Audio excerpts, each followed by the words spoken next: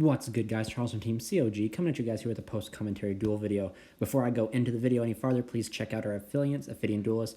Use the code COG5 to get 5% off your orders. But let's just jump in here, guys. We have Ryan on the left piloting Mekk-Knights, pure Mekk-Knights on top of that. And on the left, we have Matt piloting Invoked Shaddoll Thunder Dragons. So Ryan's took a lot of inspiration from the guy, Shannon Long, I believe, and he's been playing the deck for almost 2 years, or like essentially when the deck came out.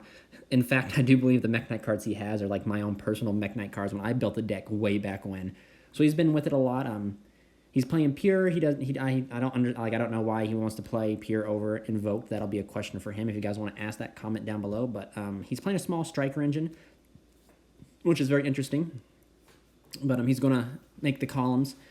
And then summon purple. Purple will banish himself to grab him blue sky, which is my favorite Mekk-Knight. Blue sky is going to activate to search him a card. So a lot of people, like, this is one of my other favorite World Legacy decks outside of, like, Crusadia and World Chalice and all that stuff, is because it's a really high ceiling deck if you really think about it. So, like, you don't really think about it because you're just like, oh, you got to have columns. But, like, when you're managing columns, making your own columns and stuff like that, it does come up. Like, it does take a pretty complex brain to play it sometimes. But Morningstar, one of the cards deck's like best link 2, is going to be met with infinite impermanence.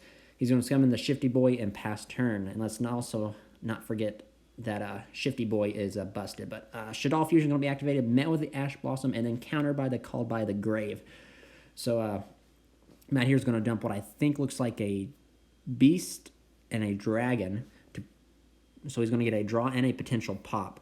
Morningstar is really good. I mean, like, as I was saying, it's like one of the best Link 2s I've seen in a long time. Like, it's just completely busted. So he's going to use the Dragon to, I think, attempt to pop the set Impermanence. Impermanence is going to be met on the Winda, and he's going to Levianeer here, banishing 3 Darks. Wow. And 3 Darks lets him, I think, shuffle a card, shuffles a card from the hand of the deck. Levianeer being such a powerful card in the Thunder Dragon matchup, he's going to be able to should be able to proc off the Thunder Dragon Dark's effect. Anyway, guys, also state we have a bunch of matches coming up from this. This tournament was rad. We had a bunch of players. There's another Magic tournament going on, so like you guys will notice like the mats will begin to scoot down. Then I will correct the camera, and then in another video coming up, someone actually bumps the camera, and then I don't see it till after it's done. So not much I can do. But Nightfall returns to the field right now.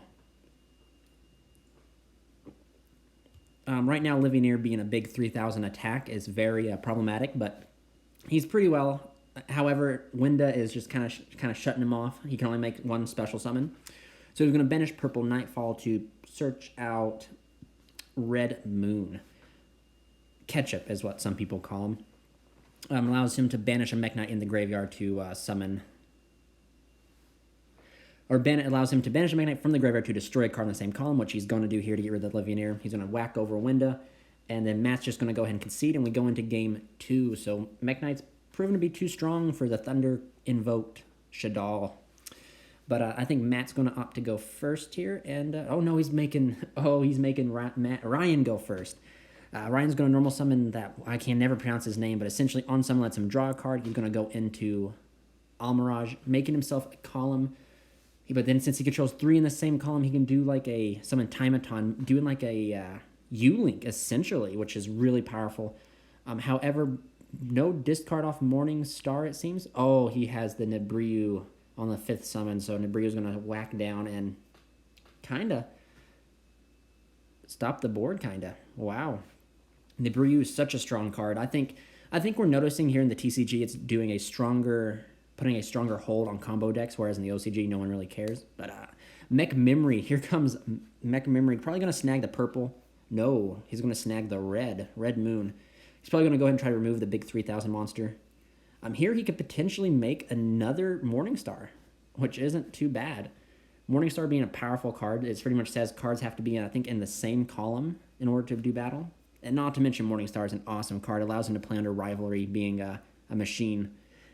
He's going to Cosmic Cyclone the set, which is Impermanence. He's going to activate Impermanence in response to, because I think they pass turn. Then Engage. So Ryan is playing a small Engage engine, or a Strike Striker engine to get to Engage. Engage gets some Hornet Drones. Hornet Drones just allows so much.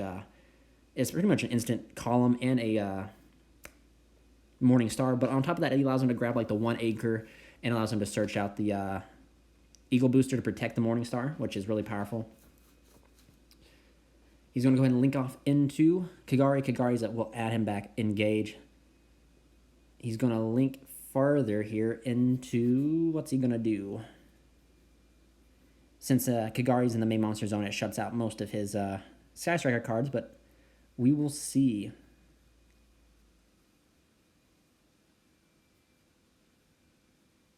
What are you going to do, Ryan, Mecky boy? So he's going to declare, I think he's going to attack for damage, which is not too bad, doing a big chunk of damage. Kagari is gaining a couple hundred off of the spells that he has in Grave. Contemplating what he's going to go into. I think he's just going to pass it over to Matt. So Matt here kind of seemed like he kind of bricked pretty good, but which is one of the crazy things. So Invocation, sending Ogre and a Shaddoll monster. You had to make Construct, since Invocation is a fusion spell, so it can do that, which is some of the synergy with Shaddolls, and also some of the synergy, I do believe, with the Thunder Dragons, being able to banish the Thunder Dragons from the graveyard to proc off their effects. So Shaddoll Construct being a very powerful card in this matchup. He's going to be able to attack into the Morningstar, and since Shaddoll sins, doesn't destroy, but he's going to chain World Legacy Secrets, but it's going to be met with a Call by the Grave, banishing his target.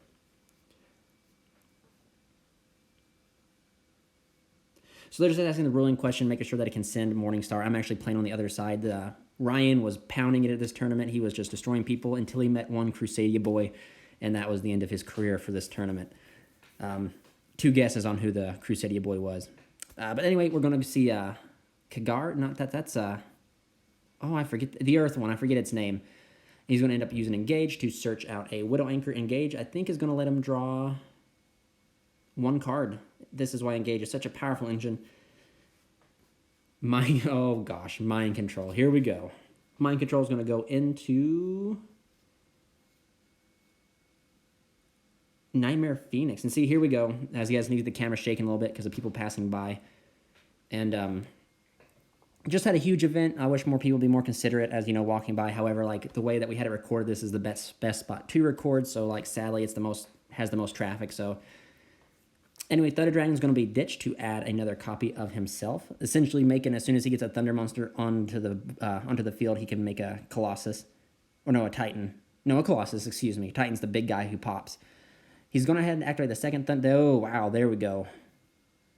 He's going to use Thunder Dragon Fusion, fusioning back the two Thunder Dragons to summon out the Colossus, which is going to be met with the Widow Anchor. So he's going to steal it. Man.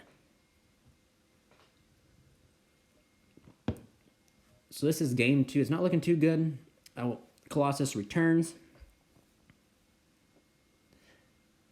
And let's see, what is Ryan's next sort of play here? He can't really beat over it because of the amount of protection it has. He's doing some quick math with his cellular device here. Colossus is such a powerful card. Man, like, a walking mistake that can protect itself from battle or card effect destruction is too strong, too good. What are you going to do, Ryan boy? He kind of stuck in a rock and a hard spot. Normal's Ash Blossom goes into a Link 3, which is Unicorn, ditches his last card in hand, which is Artifact Lancia, which has a lot of good synergy with World Legacy Secrets, being able to bring it back on your opponent's. Like, it has so much play because, like, essentially you can bring it back with Secrets and ditch it during your opponent's turn. So, like, essentially they get 2 turns without being able to banish, which is why Shannon Long was playing it. Very, very talented guy, and Ryan's been studying him and watching his gameplay and stuff for quite some time. So, Shaddoll Fusion. Is this going to be the Shaddoll Invoked Thunder Dragon's comeback right here? We'll find out.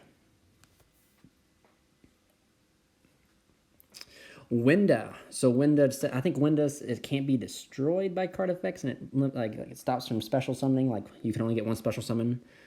But he's going to pitch a Thunder Dragon card. I think that it was Thunder Dragon, the normal one, to get another copy of itself to grab him the same copy from the deck. So he's going to tribute summon. Oh man, which isn't a bad play, but he's going to tribute summon for the Roar.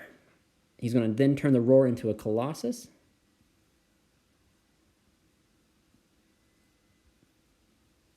It's not looking good for Ryan over here. That Nightmare Unicorn is looking like a tasty lunch for that giant mistake. Hawk's going to be summoned off of the Roar's effect. It looks like he's checking the material for a Titan there. Titan's just a big body. He's going to pitch the other Thunder Dragon to get himself another copy of the Thunder Dragon. Thunder Dragon being one of the stronger decks this format because it can put up its board of like 3 Colossus under 5 summons, which is extremely good. Ryan draws 1 card. He's thinking on where to set it. He sets it in the opposite column. What are you doing? So Terraforming. He's going to activate, probably grab him Magical Meltdown, which will essentially is Alistair the Invoker, which gives him instant access to Invocation.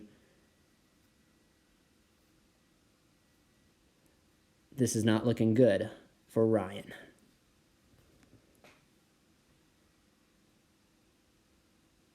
It looked like he ditched Hawk to summon back the Roar.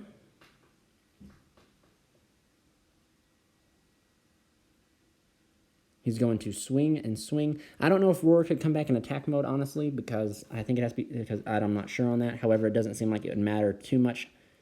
It seems like Ryan is just not getting to the cards he needs.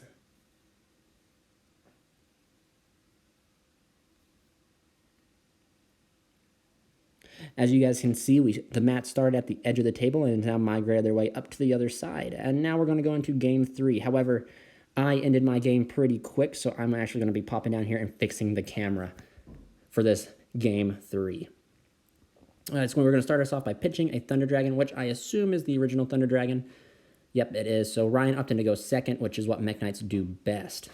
Well, and it's like funny how people think Mekk-Knights can't play first, but like Shifty Boy is just so strong, and that's why Ryan decided to incorporate the Sky Striker engine, because you get to search for Widow Anchor. So like you do Widow Anchor, and then you pretty much have like World Legacy Secrets with the Shifty Boy.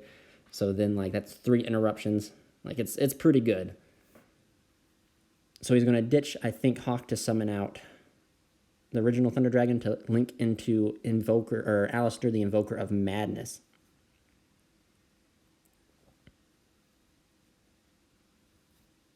Invocation is going to be activated, banishing Alistair the Invoker and the Light Thunder Dragon, which I think is Hawk. He's going to ditch a card for, I think, Alistair the Invoker to get a search for Book of Law. And now he's going to search another Invocation. He's going to activate Invocation, sending 2 Thunder Monsters to summon out Colossus. Then he's going to banish him. He's going to put Invocation back to add a banished Alistair. So right now he has a Walking Mistake and a negate. So here I am right now fixing the camera. Really wish, if people would bump into the camera, it'd be nice if they just tell me so I could like halt my match and fix it. But like I said, no one told me until after they had done it. So it was like you guys had to watch that entire match kind of with a little off center. But the summon of purple is going to happen, and then Mekk-Knight Red Moon summoning in the same zone as Colossus. He's going to link 2 into Morningstar. Can't activate Morningstar's effect, but he's going to Monster Reborn back the red. He's going to banish purple to hit the red, but he's going to use it to protect Colossus, which I don't know if he purposely intended to do, because Colossus is just loaded. He's going to be able to get that Magic Mallet effect of Thunder Dragon Hawk because it was banished. Now he's going to link 3 into Mekk-Knight Spectrum Supreme. Oh man, the link 3, the big bad combination of all the Mekk-Knights. As long as there's no card in its column, it can attack directly. So he just gets over that board and just whacks Matt for 3k, which is extremely powerful. Ryan has 1 set. Just reading the text of Mekk-Knight Spectrum Supreme, and then like it can like send a card in its column or that it points to summon a Mekk-Knight from deck, which is really powerful. Ryan's going to flip Gozen, which pretty much says, yeah, you have to control the same type. So right now I think there's 2 darks and a light, which means he's going to lose the Mekaba. Or he could lose, got rid of both the darks and kept the Mekaba. But in this case, the dark was probably the prominent choice to do. The Mekk-Knight Spectrum Supreme choosing to be a pretty big hassle, being the biggest monster out on the field, and it can't be, I think, targeted or destroyed.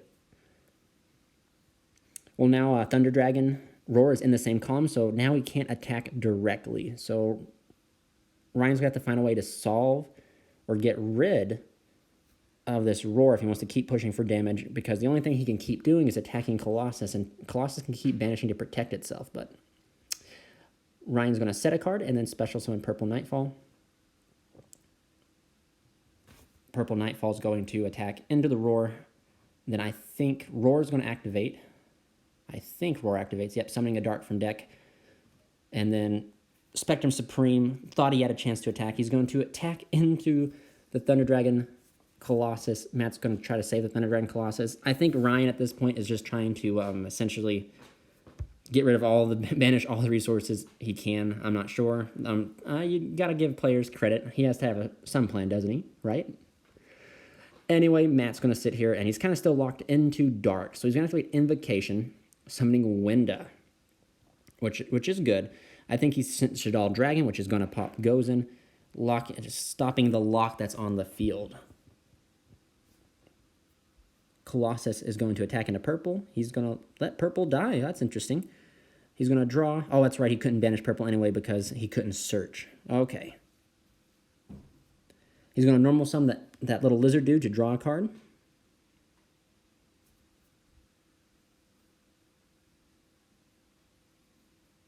Reading Mekk-Knight Spectrum Supreme. I believe that it's untargeted. It cannot be touched as long as it doesn't point to anything. But once it points to something, it can be targeted. So he's going to attempt to whack into the Colossus. I think.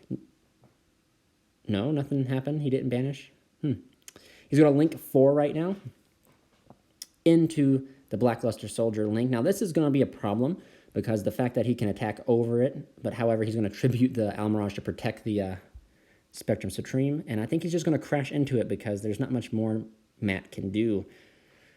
Our boy here is going to flip Engage because he can finally use it, and Matt only has 1 card in hand, and it is not a Ash Blossom, so I think we're going to be coming up here to the rise of the Mekk-Knight. They're going to swarm the field in heavy numbers and just give the Thunder Dragon the beating.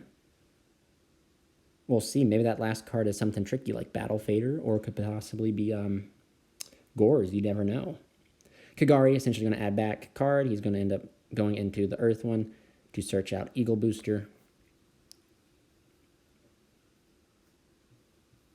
I think he's showing that he has 3 engraved to draw off of Engage, which is stupid.